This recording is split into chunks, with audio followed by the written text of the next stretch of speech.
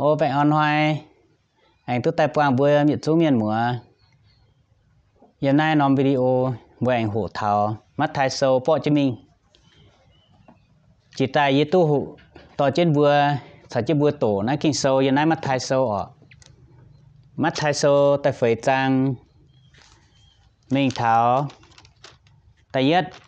mình thảo chụp yết diệm con thảo Giêsu chia liu âm như lấy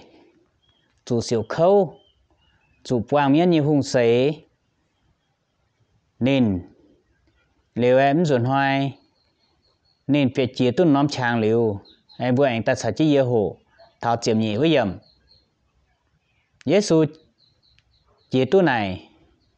Giêsu tu chủ miễn như hung sấy liu nên tu hình liu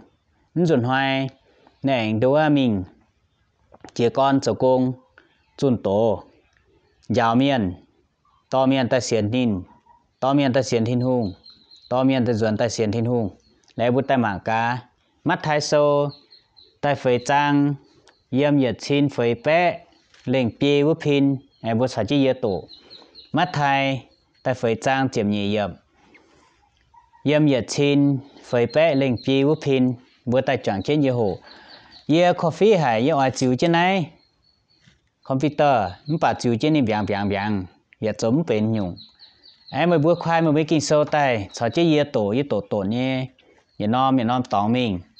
vừa giờ ở khoai chứ giờ này nom cái này sẽ giảng cao lúa tê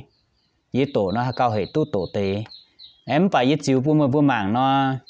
giờ chiều tu ý chỉ rụt chỉ tay bận biang nhé lại giờ ham chiến lủng nom cái này cho nom cái này như cái này dần tayในการจิวในยิ้มเฮียนจิวแต่น้อยนินจางอย่าหลงนิ่มเบียงนิ่มป่าจอมหัดจอมตุจอแต่หลงเป็นnhững hai nó走yeจะจางจอแต่những haiหลงไอ้ยามนั้น走trên đảng con cả hai mai trang hồ nó một bữa tàu cào thua thì hùng thèn trên yeไอ้หัด走trên mình hắn nó bữa tàu càoที่tiền buồn chiếuต่อบัวเจ้าอีบัวไอ้หลังจริงเจียวอย่าจุนthầy bùa nhẹ chàng mảnh chàng kia giờ nói bàn kín ai tu hồ hiếu thảo mà nhẹ sợ ấy tổ hồ hiếu thảo mày ta dầu bùa nhẹ chào lẩu giờ nói mắt thái sâu chế số thì chạy bùa hồ hiếu thảo mày dầu như cung giờ này mắt thái tu phía tài như phiền giờ này ta phải trang chìm nhẹ giờ mình thốt chiếu sinh linh to giờ có người hài họp chiếu mà nhẹ sợ ấy chiếu giờ thành trên tối ngoài hộ hiếu như miền hai mình bè hai hộ tu phiền nhau cho ai con nói sẽ cho yếm nay lùng đi tao ya tu quả gì thốt chiếu sinh linh to trên chiếu như cha thành chi bùa bây hai con họ chiếu như chiếu ya thành trên hoàng như miền hai hoàng tu phiền nhau chiếu lành chính chiếu tham hải lấy chế như sang xiên tay với miền mùa để bộ ai hộ hiếu thảo không phải mai nhung sợ ấy hai chữ tu tại bùn bùa nụ chân giảng bùn bùa hộ hiếu chiếu thốt chiếu thành ổ lại trình hệ chiếu nằm trang hộ thốt chiếu tỏi bùa chiếu sinh linh yếm quang yếm nhau chiếu dấu phiên xanh giàu bùa lại trình hệ thốt phụng bùn chiếu thành tạo cao tinh suy như bùa amen ai bùa anh ta chọn chiến hộ thảo này chiếm nhị yểm này bùa khoai tu bùa như kinh sâu ta phải bùa chọn chiến mạng mình ổ chiếm nhị yểm này con Giêsu hại con Gioan chủ quần chiến lô nên chiều mình Galilee sáng nhá chiều phàm Giêsu mai yếm Nazareth mông nên mình yếm Capernaum mông Galilee sáng Galilee khoai ton thêm Sebulun cháo Naphtali tây nhẹ cặp trái tóng tháng này xuất tài xe quầy pun trên đảng thén thiên hùng tàu vớt tàu Isaiah như toái rèn chấm Isaiah con Sebulun cháo Naphtali tây yếm vua ngàn chỉ cho đen đài tông nín tông mình khoai với tiểu cháu xe chán yếm nhé tây pung Galilee chép lùa yếm hoàng của nhựa như bẻ phím chúng tu và tôm giang yếm chủ tài như tông linh của nhựa với tế mai giang xuất tài chịu chân nên bùa chếp chết yang nái mình Giêsu chỉ con chun tổ nên con quái chủ quái nhau quảng truy thiên hùng tại chỗ chiếu quân miền nhìn hoài thảo phát á nay quả bùa con liếm khang bên tẻn con chỉ mình với chủ chỉ mình nó cơ lệnh nom hô tao ạ giờ nay bùa con tế thảo nom đâu bơi phẳng nhung chế ạ nãy kinh số mày nhỉ thì khoai tẻ bạc cá Giêsu như cháu lẩu xe nè con thằng này tế cháu lẩu nó bùa chủ mai đâu bơi phẳng thảo chiến nó nè coi kỹ nhau tế nãy tế bùa khoai bùa như kinh số cả hai mày bùa tại mảng xe nãy khoai đâu bơi phẳng ạ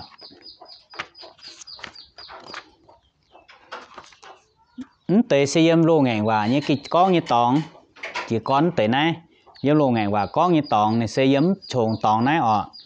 ít giả bố bà thở Israel tập buông này yếm trồng tòn này này yết chịu hàng nó tầm bố mạng nó tôm tập biến nhỉ lấy em bố khoai mới kỳ sâu tầm bố mạng thành hiếu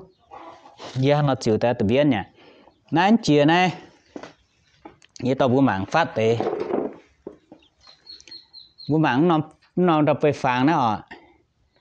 yếm khang này Israel tập buông yếm trồng tòn này em điếm tế ném chế đi tế này Egypt phê đâu có cần nom tập buông đâu anh bây giờ ai cầm quá nãy Israel như tập buông sẽ yếm khang nom tòn này trồng tòn này ta thảo nãy khoai tải yếm này yếm khang này yang nãy gì xuân tế yang nãy chỉ xuân nãy mảnh hăng em vừa chỗ tại chiều này lấy Galilee khoai tòn này yết tông yếm nom tòn đôi bu mãi mà nom tòn mang như này lấy Giêsu chỉ con mình này cho con này yếm trồng tòn này nó tịt tòn này bu mảng này nói này quản mày nhé mày tịt tòn như này nhé chỉ mình nói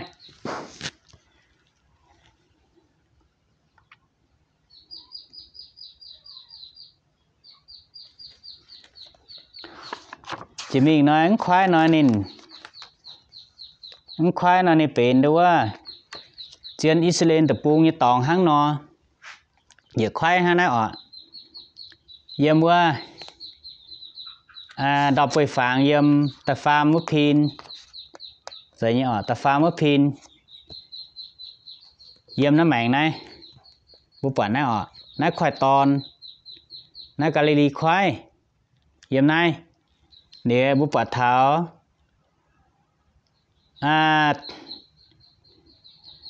chăng kinh số con quá này yếm sủng trồng tòn Giêsu yếm sủng trồng tòn này rồi con chỉ con rồi con yếm trồng tòn này như này kinh số con quá anh này con thảo Nazareth tập buông Nazareth mung Capernaum mung này yếm sủng nít rồi tiền tòn nít số này như tao bút bật thọ kinh số con nhỉ tự nhiên đọc về phẳng hắn nó liệu yếm nói luôn đĩa như đọc về phẳng quá nên vô yếm chủ quá vô mảng chân chế như quả nó này yếm chủ ai cầm quá cùng ngoại mang quá chỉ đằng Israel miền bèo tập buông quá này yếm chủ này tới chong này chong tóng ít chẳng này vô mảng này xe như này điếm tàu nó sẽ bên buông tàu này chiến tàu nó này bên tới đâu châu Âu buông mẹ châu Âu buông mẹ cái điếm tàu nó bên buổi châu Á hôm nay giống Israel tập buông gì đi bốn tàu nó bên châu Á điều mày xuất qua châu Phi qua buông mày xuất qua buông châu Phi qua châu Âu hang nó cái này hang nó chuẩn hang nó để bùa bọt thảo này nên Giêsu cho con như tòn xây yếm nụ tây buồm bùa yếm này hang nó yếm trồng tòn nên hai con Gioan chủ vườn lô Gioan phiền hang như tay bùa bọt kinh số con quá đảng mẹ Giêsu cái xuất sấy với Gioan xuất đảng tại Gioan mình yếu cho đen đài sẽ tuổi chạy con từ trên tiêu đài này ạ yếm tiêu đài này ngày bữa khoai ta anh mang tê ní ạ tiêu đài này ní yếm này muốn nong cao hô tê nong cao hô tê nó ạ tiêu đài này ní nó quải bố mảng cái mang những tự nhiên này đĩa này ở vùng tôm mang như này ạ này nòm nó khoai Galilee khoai nòm khoai tài nó Israel tập trung giờ nòm tập trung xe tông này nếu bữa dầu hô tại này hang nó để bố mảng này quản nín hang nó để này nòm nó xe Giêsu dầu công chỉ con chun tổ chỉ con chun tổ chỉ con dầu trong chén bố miền xiên như tòng xe yếm này này kín sai có giờ yếm nòm tòng tam bố mảng mình nó này quản này kín sai có hiện nay ai chỉ mình này bố bạt tháo khoai tài Israel tập trung mà ý nằm khoai thiên hùng châu tại này bữa hong hay như gì tiêu đài này hố chĩa nè hố chĩa như đài xuất thần này hát tiền nhá minh hải nè tiền này nhá yếm tôi mình mảng bà bố mảng đọc về phẳng này nín suốt bơm thằng nó tòng nhá lời anh bố giàu như miền bố con suốt này suốt hải nhá nè tài này tiền này nhá bố bị mi chuối chết nè ấm đót nó khoai này khoai tảiเป็นวมฮันเราก็วมฝากกว่าลุงฮังนั้นเจี๋ยวมฮิตุวมฝากกว่าลุงฟ้าไม่หายบุยมหิวป่านเราก็วมฝากกว่านิ่มเจี๋ยก็ดีไอ้วมฮิตุในทงยังหายชั่วควายฟ้าชั่วหายบุยมหิวป่านเราบุยก้อนถอนnàyปีnó khoai tải như này nóm khoaiแต่มันนอมควายนั่นจะเป็นได้อย่าติ้วได้อย่าแต่ในเป็นอย่านอมย่างแต่เหลือน้อยหิวนี่จ้างชุงมีน้อยหิวควายนั่นจะควายกาลิลีควายจะตรงไหนไอ้บัวไต่ไต่หัวหิวเนี่ยเจ้าจะตรงไหนเรียกเยซูchỉ có như nàyจุนโตยอหันเยี่ยมอาจารย์ก้องติ้วได้ไหนมีตัวนี้เยี่ยมหัดโตมป่านมันก็เยี่ยมดีควายไต่ฝ่ามีเต๋อว่าchỉว่าเทงเมียนchỉว่ามีเลยยามเมียนกว้างเหี้ยวส่วนไต่จีบเยซูกวางจุยจีบเยซูและเยี่ยมน้อมช้างngay được vừa tai miền Sam như tai thịnh tai hiểu Gioan thì nó bút chịu như vậy Giêsu vậy hiểu nó bút chịu như vậy Giêsu chỉ liu như vậy cả hai này cũng lao hăng miền giờ cho Gioan vẫn chưa lùa bút dồn hoài nói Gioan chủ vẫn chưa lùa này đâuว่าGiêsu hại miền con Gioan vẫn chưa lùa anh ấy chỉ con cho conว่าที่หุ่มเบจอีกข้างเนี่ยยามอิสยาห์ว่าจำบุก้องว่าอิสยาห์ตู้ก้องเจนเยซูเจ้านี่กงต่อยเจงเยซูเจ้ากงต่อยเจงยามนั้นอิสยาห์เดี๋ยวว่าแต่เชื้อจางแต่ยัดมีเถาแต่เยี่ยมเยี่ยมตัวโตมป่าบัวควายแต่น้องบัวโตอิสยาห์แต่เชื้อจางแต่ยัดมีเถาแต่เชื้อแต่ยัดมีเถาแต่เยี่ยมเยี่ยมฮังcon thảo nó tới kinh sâu Giêsu chiều qua tàu tại con kia giờ này kinh sâu phía kinh sâu như miền chiều qua tàu tại phía kia giờ này phía kia giờ nằm tòng này con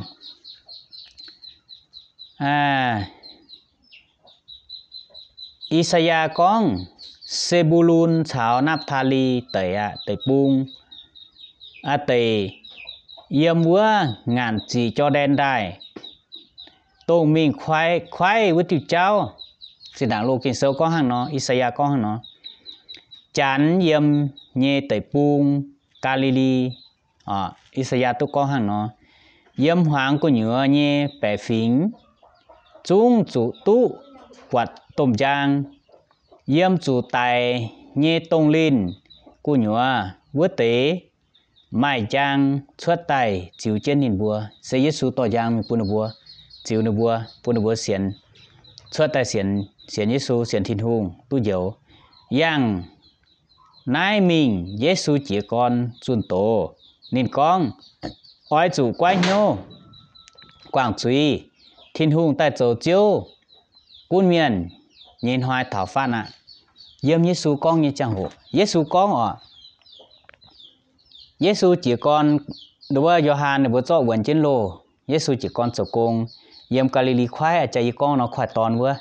nên mình này chun tổ này hít tu này mà miền xa miền này cho béo mai miền chăm như này khoai này bút bằng này chỉ đảng hoài nó bút bằng khoai chăm như này bằng khoai nhàn bằng khoai cho béo là hayนี่ฮิตุกองน่ะมาเมียนชามนป่าที่หุงเป็นจังยอิสยาโซนินตะก้องจังด่างเนี่ยอ่ะเนี่ยนี่ยามนอมุงบุปผาของเยซูไม่ยามนาซาเรตมุงที่ด่างนี่ยามไหนนี่นอมุงไหนยามไหนนอมุงนี่มานี่เตียนี่มาบุยามนอมุงเหลียวนี่ชวนนอมุงมิงนิ่งยามนอมุงนี่มิงคาเปนาอุมุงคาเปนาอุมุงเสยามกาลิลีควายตอนเกิดเห็นนี่ตองยามน้อมแสงยามกาลิลีแสงนี่ตองคาเปนาอุมุงเสเป็นให้ยามน้อมบุญยีหืนไฟเวอร์แสงเสยกาลิลีแสงเดี๋ยวเซบูลูนชาวนับทาลีเตยนับทาลีเตยเสยมเตตองน่ะเสเป็นนี่เนี่ยอย่าน้อมหลังไฟเวอร์นี่กับใจตองห้างในเชื้อไตเซเวปูนจีดังเทงทินหุงตัวว่าวุฒเต่าอิสยาก้องนี่ว่าต่อยเจ๋งอยู่เนี่ยห้างนอมีไหนเจ้ากงเนี่ยจีก้อนเจ้ากงจุนโตยาวเมียนในก้อนบวนเตยเมียนมัวว่าจู่กว้านเหี้ยวไตเสียนทินหุงเจ็บเชียดวิญญาณหลงเจียนหายปูบัวกว้านเหี้ยวไตเสียนทินหุงเนี่ยจังหูทินหุงเจียวกุ้นเมียนเนี่ยจังหูเท้าฟ้านะสิก็เหมือนกว้านเหี้ยวเหมือนhaiตัวเยซูอย่ากองทินหุงเจียวกุ้นเมียนหอยแต่เท้าฟ้านะเท้าอีจานหอยกินโซอย่ากองมาเจียน้ำตองเปาโลอย่าตู้กองเจียน้ำตองเนี่ยเจียเต่าดูว่าเหล่าอย่างโซยอหันอย่าตู้ฟีเจนเส้นหมวยมาเส้นหมวยยินหอยเยซูอย่ากองทินหุงแต่เจียวกุ้นเมียนหอยเท้าฟ้านะบัวจู่กว้านเหี้ยวแต่เสียนนะหรือว่าเมียนกว้านเหี้ยวแต่เสียนชามเนี่ยยำน้ำจังหูหรือว่าจิมิงเตยำในเยซูตุจุนโตปูเมียนกว้านเหี้ยวส่วนแต่เสียนเมียนเสียนชามเนี่ยหรือตรงเตส่วนหอยเสียนแต่เนี่ยหรือว่าเยซูกินบัวแต่โจสกอยำน้ำช้างยำในกระเดียบุปผาเท้าเยซูเหี่ยวปีเตเจ้าเหี่ยวเปียเต้านั่นจะปีเตเปียเต้าเมียนtại chỗ sai có lấy bu mảng thảo yếm mua chụp pet với yếm mình chụp pet yếm này giờ yếm mà khô sâu yếm mai nhé tại yết trang chụp lùa thảo nhị chụp Luca tại hùng trang tại yết mình thảo chụp yếm mai nhé con thảo này nếu phải yết dạng này mình nói Giêsu con thảo nên kín sai có như cháu chỉ con kín miền tại thành nên chỉ con tu pha chỉnh hàng lấy nên chỉ con dầu công nên chỉ con dầu công nên chỉ liu như lấy nên chỉ con dầu công chun tổ thảo quang nên chẳng hồ nên dầu công nên chỉ con dầu công chun tổ yào miền to miền xiên giờ kín sẽ có đã thành nên sao cho nên dầu công yếm này chỉ biết yếm nên kín sẽ có tàu pan bu mảng thảo nên kín sẽ có tàu pan nên giờ thảo kín sẽ có tàu pan kín công miền kínดูว่านี่công to nên sao nên dầu công như miền tàu panการนิยมหายจะเปรียบเนี่ยก็เยซูยังเจ้ากันกาลิลีควายตอนเทนมิงวันไม่อีหมัวตอนนินบัวโจจ้อเบียวเยี่ยมเยี่ยมวัวควายปองมุงไม่เต้าเหี่ยวซิมอน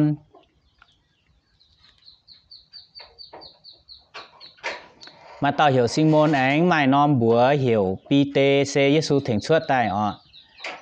chào chiến nhìn nhé dấu Andalu y tàu này kín đảng chụp chứa Giêsu búa nên búa mời búa tại can ye ổ ye oai giáo mời búa cho béo và giáo mời búa lò miên hăng y chản mời búa lò béo no nhẹ chiêm nên vua liêm chơi quảng nên vua nhẹ mùng can chiến Giêsu mình nhẹ chiêm biết Giêsu chỉ mình tế anh quản CBD nhẹ ton ai tàu ton ya cọp chào Gioan nãy tế y mùa chào nên vua nhẹ tia yếm vua giang liều lấy mùng Giêsu hiểu nên vua tài nên vua liêm chơi quảng chân nên vua nhẹ tia quảng chân giang can Giêsu mình nãy bố bà thọ xiên Giêsu miền đảng mèn vơ Giêsu yếm như trang hồ bố bà bữa hong hả ạ Giêsu hiếu tuôn tại miền này à mai thông minh kỳ số có mà chăm nó tỏng như nói bố hộ tu hộ thọ Cô-linh-thô sâu ạ thông minh nó cái này này hắn nó tên em nó ở nên đâu có thọ thông minh như cháu ạ bố hộ thọ Cô-linh-thô con giả thọ thông minh như cháu vơ Giêsu Kitô như sẽ có này giả cho biểu như miền bữa xiên con này mai thông minh như miền tu hộ hiếu như miền bà Giêsu Kitô như vừa tài vậy châu như công vậy punin đâu thông minh như miền thông minh hàng như miền quay như miền đó ai hàng hòa bố hộ Cô-linh-thô ở tới miền này yếm là khoai này cho biểu như miền này bữa hiếu tụi con nếu bữa mai thông minh tu hộ sâu giảng bà nó vừa Giêsu mình kín nó vừa Giêsu to nó vừa tay xiên Giêsu to nó vừa tay cho Giêsu như sẽ có nãy bố bà bữa hong hả ạ nên mình là khoai liệt chỉ con này kín tuấn tế chi tao cho nên như sẽ có nên hiểu hăng bà nó vừa liềm muốn liềm giang quảng cái mình nhá Giêsu con chất giả vừa nó vừa Dì ấy giàu mấy bữa lọ miền hang ít chán mấy bữa lọ béo no này nó vừa cái tài can chế Giêsu mình nhỉ vừa phải thấy Giêsu con hang và nó tài can Giêsu mình liều dầm này như chụp viết quá gia cọp chào ní dầu Gioan y tao ya anh tay can Giêsu mình hang nó là chỉ thiên hùng vừa tu hộ thảo con Giêsu tại lò này sẽ có Giêsu kinh tập ban sẽ có sẽ hang nó nếu Giêsu chỉ con xuân tổ và trò bèn xuân hoài con giáo thảo vừa trò bèn như cháu Giêsu trò bèn như cháu hang nó yếm như chỉ phàm mưa Giêsu mình có Galilee sang yếm nên bùa nhẹ quỷ tòng giáo miền xuân hoài nên mình còn là Galilee sang nên mình vừa mai quỷ tòng mai miền châu chẳng thiên hùng như béo phải chẳng thiên hùng như miền như này mình được bao nhiêu quỷ tòng để giả chun thiên hùng cho chiếu cuốn miền nhẹ khu phiến nên giả trò lống choáng miền nhẹ nhung bèn nếu như chỉ phế Giêsu nhẹ mình tao sinh quang Syria tại buông miền chiều to yết trung bèn miền tai lọ Giêsu xe to bút nhung bèn cháu tia môn như bèn nhẹ chủ miền múa nhẹ bút tung đin nhẹ cháu bút bèn bài nhẹ miền tai Giêsu ya trò lông nên bùa yếm như chấm miền tham hải can chân Giêsu mình mai tế yếm Galilee sang mai tế yếm thốt bù đi sang mai tế yếm Jerusalem chính mai tế yếm Judea sang ánh mai tế yếm Jordan đài nhẹ tông buông mảng can chân Giêsu mình nay bộ vật thám tới miền với dồn hoa Giêsu chỉ con xuân tổ xuất tại Giêsu thấy miền trò tốt bành lống tham nhẹ nếu dồn hoa miền tây hồm nhẹ tao hải phiền đùn như tại can Giêsu mình bộ vật tại can Giêsu mình tới miền đúng hiếu tu Giêsu trò tu lồng được bao nhiêu bành mái ta này hang Giêsu anh con thiên hùng tại chỗ chiếu cuốn miền nhân hoài thọ phan này bữa hải châu này bữa tai lọ Giêsu tai xiên Giêsu anh Giêsu anh cha trò bèn lống này bữa anh cha anh hơi hít tụi con Giêsu thiên hùng kia mà cha tai trò tụi bèn hang no này bữa tai lọ đùn như tai lọ Giêsu nó Giêsu tu trò lống nó tới miền như bèn giờ mai tham năm tòng nhở kinh sâu yếm con cha một con Jerusalem mới dấu đĩa นอมดับไปฝังว่าโยเดียนอมควายตายกระเฮนไหนวะควายตายกระเฮนว่าแน่เยี่ยมนายออกเยี่ยมเดียนายเยี่ยมติดตองnó ọt ai này mảng quản và này ยี่ยมติดตองnày yêu dia sáng nó ọt này Jerusalem này sẽ ยี่ยมnhững bữa tòng nó ọt này yêu dia sáng ยี่ยมbữa tòng này hang nó ai ยี่ยมติดตองnày mìnhติดตองnày bữa mặn bữa chả nó bữa yang mà kia mà phải yang cháu nó bữa mặn tại cô nhá ha